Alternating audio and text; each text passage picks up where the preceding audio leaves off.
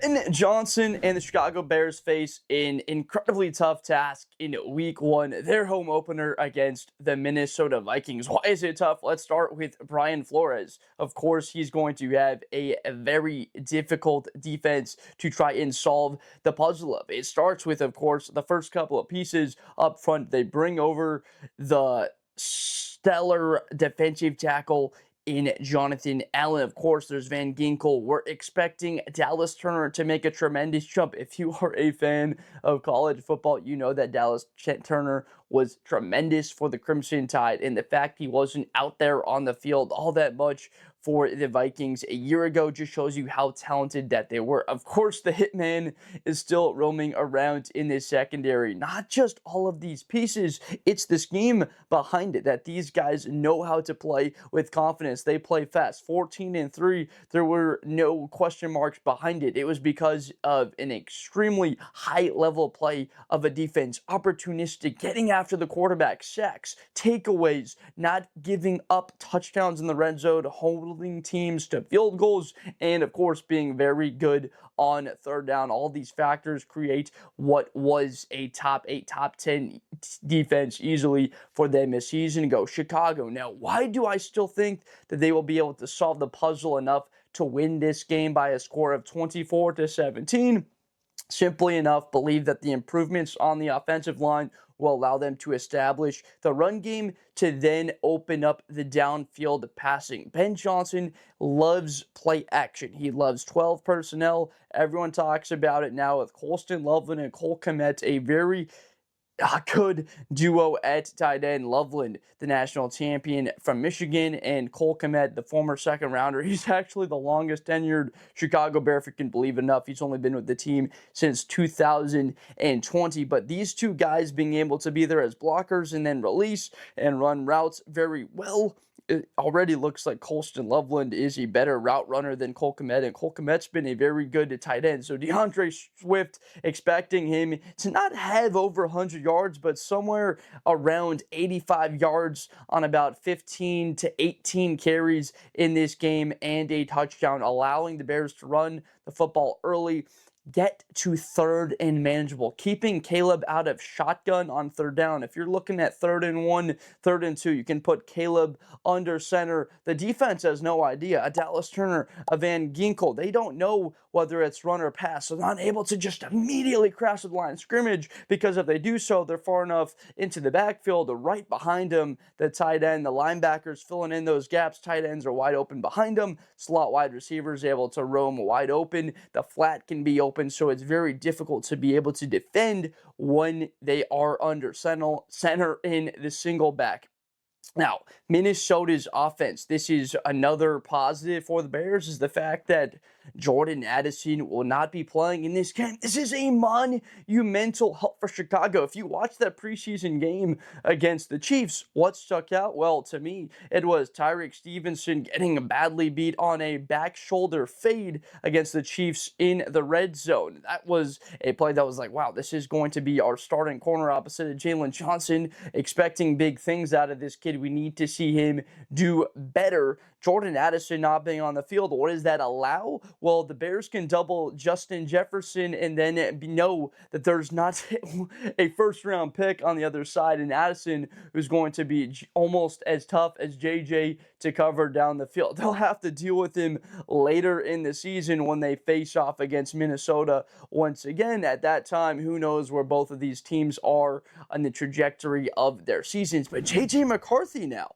the former teammate of Colston Loveland, of course, these guys will rehash things. Maybe they're even texting at this point when you're watching it, getting ready for this game, having some fun. But a first-time starter going up against a great secondary, and it is a great secondary because Jalen Johnson is a top 8 corner in the National Football League. A lot of people have him as high as the top 5. Physical, good in press coverage, off coverage. He can come up and tackle as well as any corner in the NFL. And then the back end, Kevin Byard has been good for so long. And Jaquan Brisker, if he's healthy throughout the season, he can be a very big factor in that Chicago Bears defense. Minnesota with Aaron Jones, he's the X factor for me because it seems like Aaron Jones always plays well against the Bears. In the game against Chicago at Soldier Field last year, if you recall, first possession of the game, the Vikings went right down the field and he fumbled at the goal line. That was a really big play for the Bears,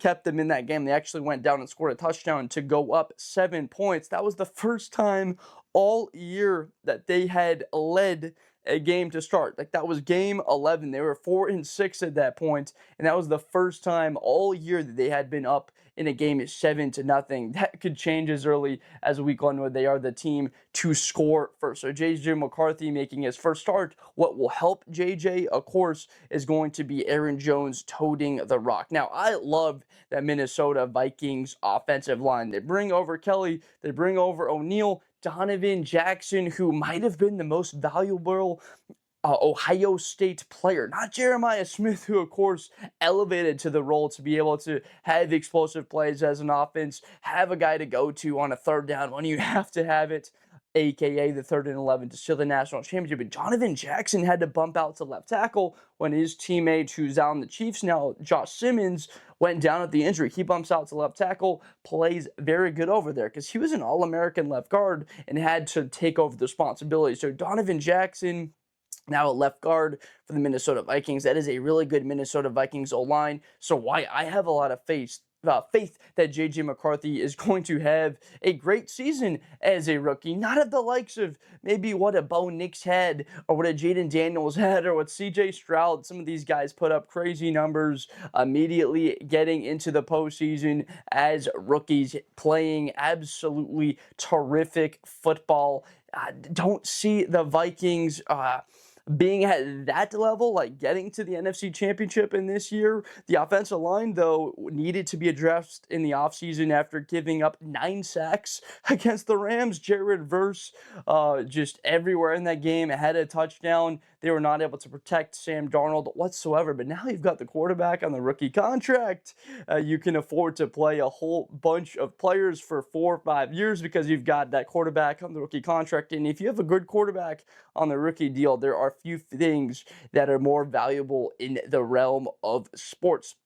So J.J. McCarthy, excited about him. T.J. Hawkinson has been very effective, but Chicago in that defense, T.J. Edwards, Tremaine Edmonds, really good rangy cover guys. T.J. Edwards is just your typical 140 tackles, 85 of them going to be solo, 2-3 forced fumbles, a pick or two. That's what his stat line is going to be if he's healthy this year. Now, Tremaine Edmonds, a really large question mark. What will he be this year? Is he ever going to make that jump to play like the $18-19 million a year backer he was? Because Roquan Smith is an all-pro level guy, and they basically gave up Roquan for Tremaine Edmonds. No, they got some of that second round pick capital. So an X factor, I talked about DeAndre Swift, I talked about Aaron Jones. We're going to keep it on the ground, in that being the biggest element in this game. Who can run the football better? Believe the Bears are able to do so because of the improvements on the O-line, the veteran ability of the Drew Dahlman at center, very good player from the Falcons, Joe Tooney, who comes over from the Kansas City Chiefs, Jonah Jackson at right guard to help out Caleb Williams and his connection.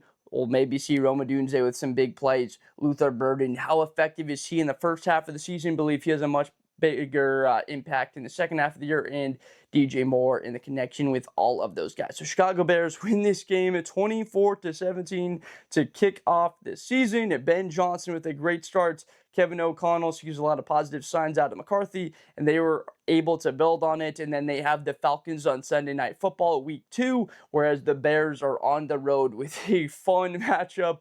That'll be a noon game against the Detroit Lions.